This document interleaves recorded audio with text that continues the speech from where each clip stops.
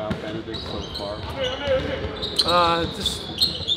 Just has a real even disposition as a player. You know, he doesn't get too up or too down, but he is always in an attacking mode. And he just has a really strong belief in himself, and he puts the work in to back it up. Can you compare him with any established players, like guys you've seen in the league? Say Bennedict reminds me of so-and-so. Yeah, that's a good question. I'd have to think about it a little bit. I mean, there's parts of a lot of guys' games that I think he possesses, but he's very uniquely himself. He loves to play. He lives in the gym. He's in here at night all the time. He studies the game.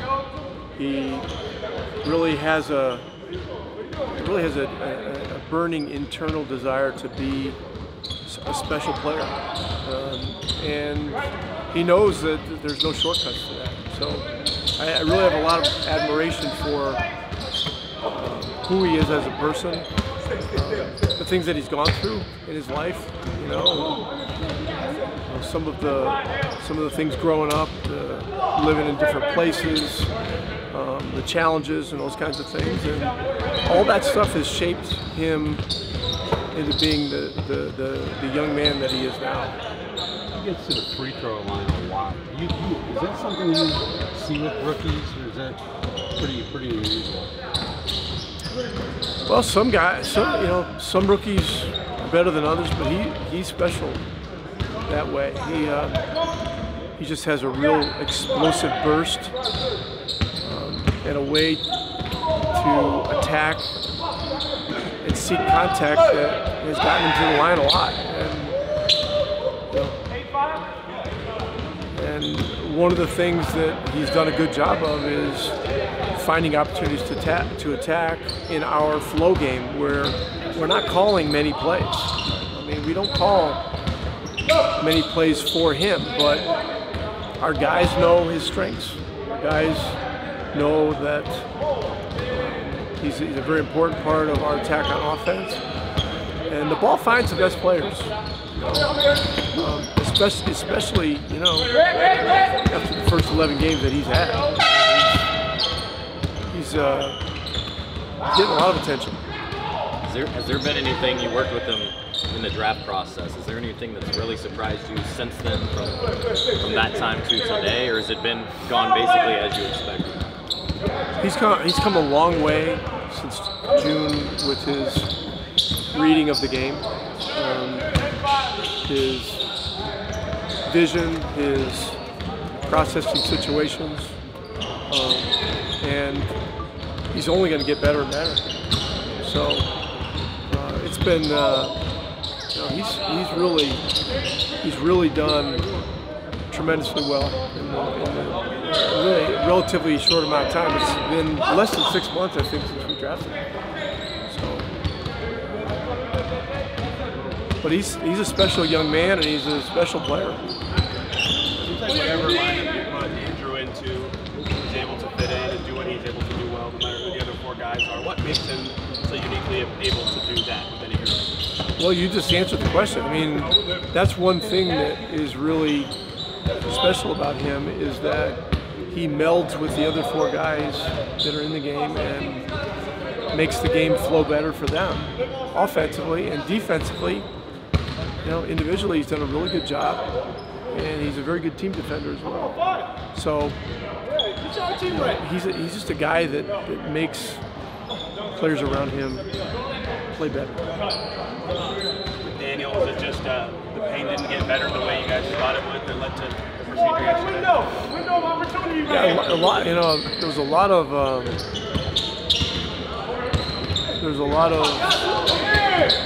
treatment, rehab,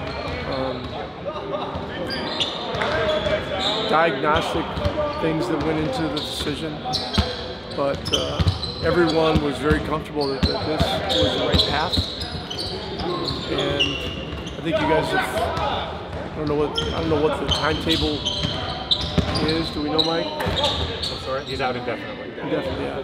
So, you know, like we said with Chris, I mean, like a week ago or something like that, I said, you know, we'll give you guys a update in a couple weeks. You know, another week we'll give you an update on what Chris is. Daniel's thing is probably going to be a little more slow moving than that,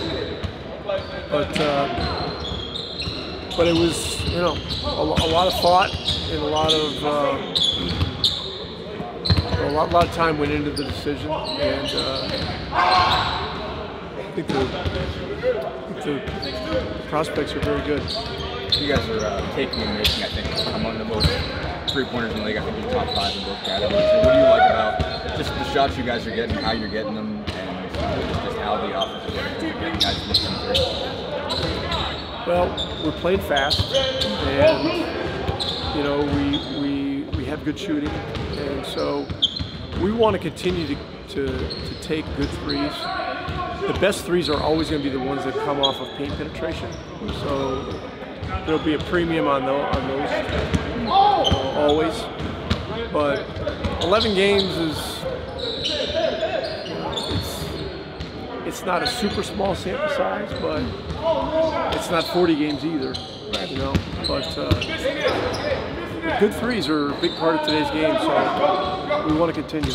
I wanted to ask you about the Raptors and it seems like their whole team is somewhere between 6'7" and 6'8". Yeah, they're very, very athletic, very interchangeable, great length, a lot of playmaking, a lot of attackers, and so got our hands full. I mean, you know, closing out and defending without fouling is a big part of tomorrow's game. You know, we had a lot of fouls in the Denver game, particularly in the third quarter. We worked on defending without fouling today, and that's going to be a big part of tomorrow. Getting back to Bennedict, where are the biggest areas of growth that you want to see from him? What areas? Well, he's got huge upside as a playmaker. He's going to be getting a lot of attention defensively, so you know, making plays off double teams, making plays off aggressive defensive coverages. But you know, since June, he's done a lot better since June, and so I just see him continuing on a path where he's going to continue to improve, and he's going to be playing a lot, and so the opportunities are going to be there. You answered this the other day, so excuse me for asking again, but what's the thought process behind bringing him off the bench? I know he's getting a lot of minutes, but what's the thought process there? Right now, it's the best thing for the team. I mean, look, it's easy to look at his points and those kinds of things and where he's picked in the draft. But, you know, right now, you know, what we've been doing, Nembhard is a guy that helps connect that first group a little bit better. And it's not that Ben can't do some of those things, but we got to look at the big picture of everything. And Ben's going to be a starter at some point when the time is right. In the meantime, I love his approach, love his disposition, love his love of learning, and you know, he's a very intriguing player right now, and our fans love him. It doesn't mean that starting is what he should do at this moment, though. How much of it is also just allowing him to be the featured guy and have more freedoms with that second? I don't want this to sound like there has to be a defense made for not starting. It's not that, but that is a very good point. With our second unit, he becomes a much more featured guy. So, look, there's a lot of reasons it makes sense right now. You know, what happens, you know, in the future, in the near future, beyond. You know, I think we all know where this is going. Like between Monday and Wednesday for you, and what kind of went into your preparation to have that bounce back game that you had? Pretty much, I had a pretty rough start, against the Pelicans. Didn't make a lot of shots. And, I just came in Wednesday with the same confidence and the same mindset to win the game and just play. You feel like what was the key to that second quarter? Because the Nuggets had a big early lead and the second unit really took control of the game. Yeah. It's pretty much, I know my role on the team is to give a boost to the team, to come and just give it juice and also play hard, So just pretty much my bad. Pretty much, if I just do whatever it takes to help the team. There's been a couple of instances where you have the big first half and teams are going to come out in the second half and make some adjustments. What did you see differently in the second half? I feel like they didn't, as much let me shoot the ball, compared to the first half. But, it got some of my teammates open, so it was a great thing. You had that moment against Dalen at the end of the Chicago game. Are you looking forward to going against Christian tomorrow? For sure. Christian's my guy, man. I'm really proud of him, and I'm really proud of what he's done. But he's not going to be my friend too well. Playing against each other tomorrow, and looking forward to compete. First game in the NBA. What bothered you most from your performance? Obviously, shots didn't go down, but was there something else, something more, mindset, or something that stood out to you about that? No, pretty much. I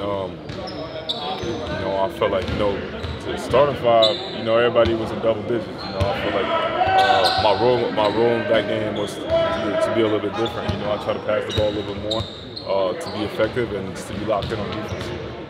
Both Tyrese and Isaiah both mentioned that they were impressed by just how well you put Monday behind you.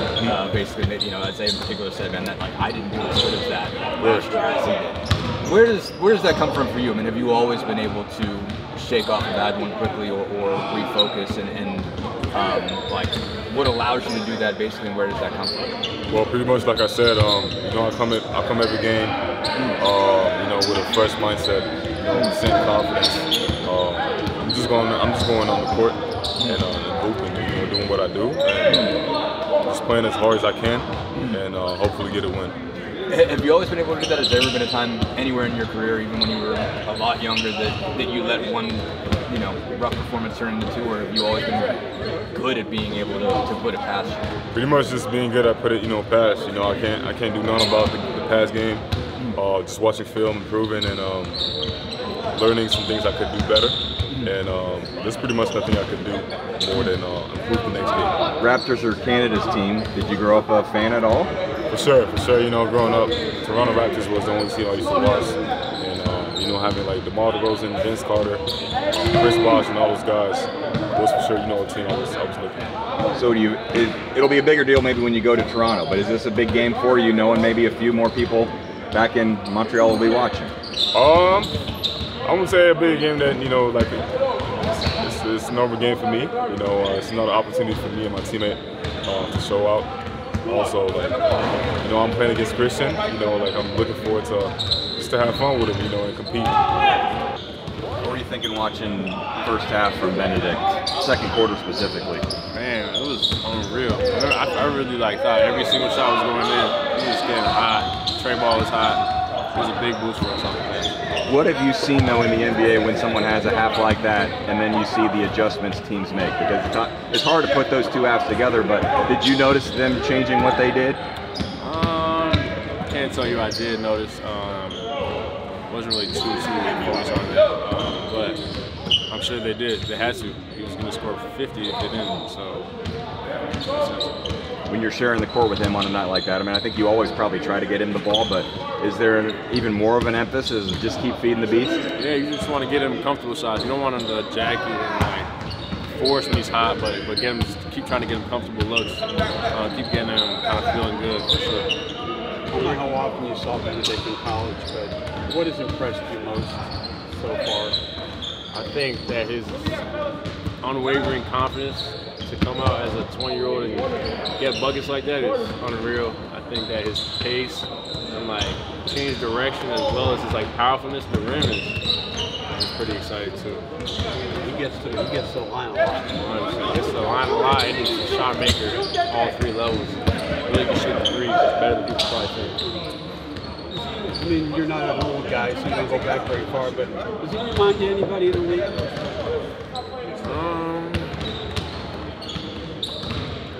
Nah, I gotta do my think about research that a one. little bit. All right. That Back one. Yeah, I got you. Not sure how close Aurora is to Toronto, but I mean, were you a Raptors fan growing up? 100%. Probably like 30, 40 minutes. Okay. Definitely a Raptors fan growing up, especially the last few years when they win the championship. City's buzzing. Definitely growing to become more of a Raptors fan. So even in college, you were still saying, you know, I'm a Raptors fan. Do you have any memorabilia or hats or shirts in the closet? Yeah, I probably do somewhere lying down.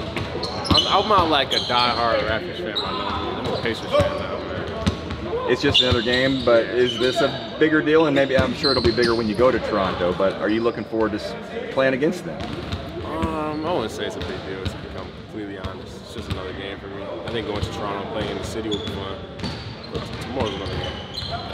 You guys, I think, top 3, I think, in both made threes and threes attempted. What do you think makes this a good three-point shooting team? Obviously, you got a lot of guys that can shoot it, but what do you think makes this group good at, you know, finding opportunities for you guys? I think our offense, the way we play with pace and everybody's touching it, we're spread out. We got bigs that can really stretch the floor, which allows kind of the bigs to get out of the paint. We can penetrate the paint more, make them rotate. So we're getting good shots, I think, out there. And I think that leads to, on top of having good shooters, that it looks higher percentages. We were just talking with Rick about how it seems like no matter what the other 4 guys are with you, you're able to fit in well and have a positive impact. What do you feel like makes you uniquely capable of doing that?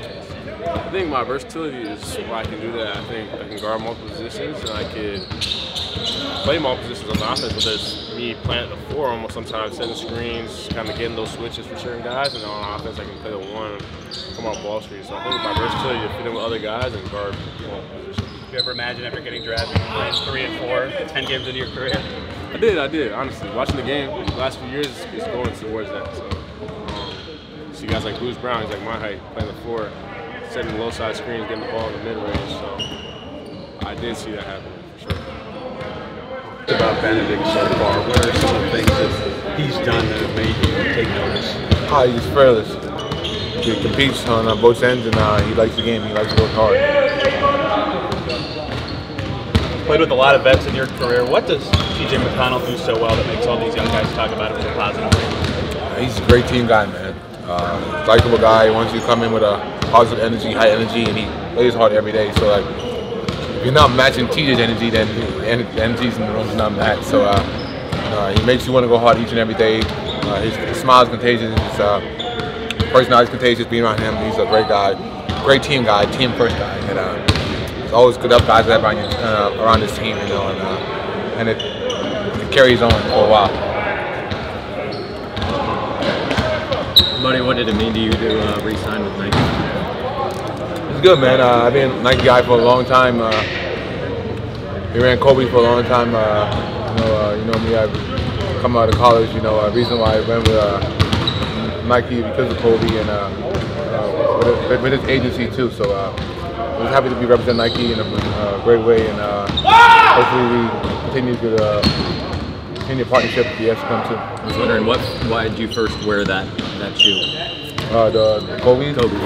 You know, because I always felt comfortable playing. You know, the shoe was always strong structure. I know I had a foot injury in college, and after that, my foot injury, I started wearing Kobe's, and I think the lows came out in there. I think the structure just fit the prototype fit the way I moved, my mobility and stuff. So it was just like win-win situation for me. At what point did you start wearing them consistently? I think my sophomore or junior in college. I just moved on from there, and after that, coming out with signed with Landmark, and after that, we just so on and so on. Do you have any special Kobe memory that stands out? A few. I went to dinner a couple times. I worked out with him one time. It was a long ass workout. But I guess him watching play in Elite 8, that was so special. When I was there, I didn't know he was there. My mom told me he was there, and I went up to him, and it was a great feeling, man. To take a picture, your idol, get to see you, watch your idol get to see you play, and he complimented your game. And I was talking to him, but he's talking to me. I can't remember what he said. I was just so in awe, just looking at him, and just kind of like, yo, it's Kobe Bryant.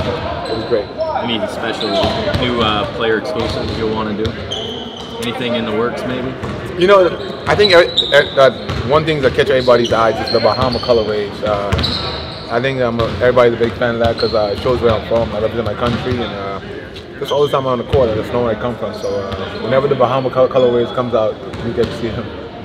What stands out to you about Toronto's style of play, specifically their defense? They're physical, aggressive. They play hard. They're going to compete till the buzzer ends, no matter what the score is. Great offensive players.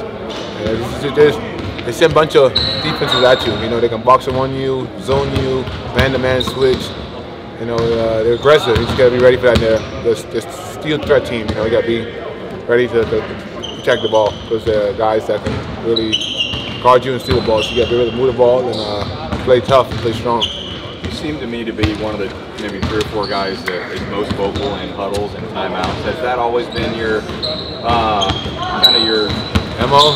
That's why, I'm from college. You know, just learning from Coach Kruger and being more vocal and one of the older guys on the team. I'm playing a lot of minutes, you know, and guys listen to people who've been in the court longer and just trying to be a voice to help guys out and so they can listen to and try to be positive ends. You know, sometimes guys might butt heads, but we all know it's coming from a good spot. So them guys know and trying to be leader there for my team.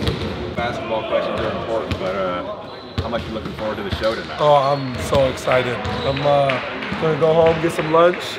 My dad came to town, so I'm taking him. We're going to sit front row.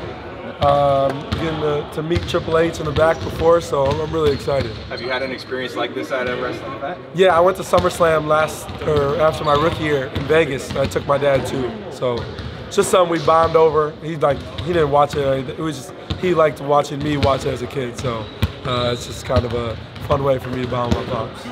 How many wrestlers did you get right the other night on the? A lot. I think it was 20-something. I knew there was no way anybody was beating me in that. Did you think he did well? He got a lot. I didn't see his part. I heard wrestlers and I looked up and I knew it was my part coming, so I knew there was no way I was losing.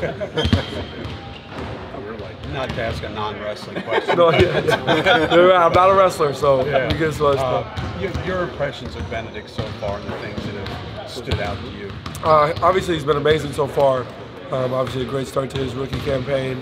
I love the way that he responded after last game. I think that was a question I had myself. I knew he would, eventually get back to playing right, but that first struggle game as a rookie, it's how do you respond? And I thought he responded well. So, just excited for him to keep growing and for us to keep growing together. We always hear about the rookie wall. Duarte hit his last year. Well, what are some of the things you can try and do? What is the rookie wall? Did you hit it hard? I would say for me, it was I got hurt right before All-Star break, and then I stayed in Sacramento the whole All-Star and just worked out every day to get back healthy so I'd be good for after All-Star. And then I hit the wall right after I got back, just because I didn't get a chance to step away or anything. So I'm kind of a big proponent if you don't have anything to do All-Star weekend, just go somewhere and don't touch a basketball for a couple days. That's kind of my way to get away from things. But the rookie wall, I think, is just a term that people make up. Everybody has a wall during the season, right? Everybody, superstars, stars, anybody. You have a 2, 3, 4 game stretch where you're just playing not up to your ability. And it's just because they're rookies, you give them that term. So there'll be that stretch where he doesn't have as many games as he wants to, playing to his ability. But you just got to get over that hump because you just got to trust the work that you put in every day, watch your film, keep doing what you do, and it'll happen. It's just, I think the rookie wall is a term that we just make up for rookies just not playing well, A lot of questions about how you adjust from an off game or a slow half, but how about the other way, when you have a really good half and things adjust to you? So, the second half, it was harder for Bennett. Did you notice that? For who? For Bennett. Did they do anything differently after he had that first half? No, I think he obviously got very hot in the first half and made some really tough shots. But I wouldn't say it was anything they necessarily did. I think it's him not making shots, or maybe on me not getting him the ball in the right spots. I think it's kind of a grand scheme of things. It's just, I think there's a lot of different things that contributed to that. But last year I do a better job when he checks in, get him the ball early. so he can get back, doing what he does. The late game situations are invaluable. Did you look back at the final 10 seconds? Because you probably weren't even expecting Jokic to shoot it, and then a lot happened in a short amount of time. Yeah. I think I originally jumped to get the ball to Ben, and Bones Island ran to his hip, so then I, kind of had to improvise in the air and throw it to Miles. And for me, I didn't even look at the rim. I think that there were some other plays before that. We didn't lose the game on that play. I think there were some other plays before that led to that ultimately. But definitely some things late game that I'm paying attention to. We all are. You guys are, I think, top 5 in the league in both threes made and threes attempted. I guess when you look at the personnel and the pace that you guys wanted to play, did you expect this, and do you like the amount of volume you guys for sure. I think our biggest thing was shot profile. Like, we want at least 75% of our threes to be on catch and shoot, and I think we're right there, if not higher. Obviously, there's some guys who get a little bit more of a leash for off the bounce stuff, but I think that's where the NBA is moving to, more threes.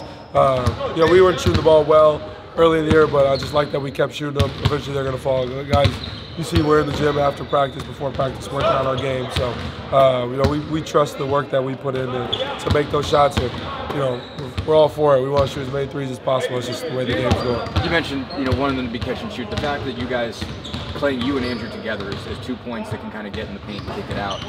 Does that help that? I guess when you've got 3 guys around you, and then obviously you take your, a big share of your own. But does that keep that number high? Yeah, for sure. I think there's more guys you have that can get into the paint, make plays.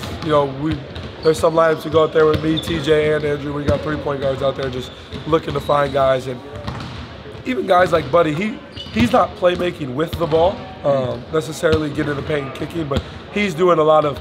You see, he'll sprint, get to spots, and he gets mad because I look him off all the time. But he's really the one creating the threes for the other guys. So.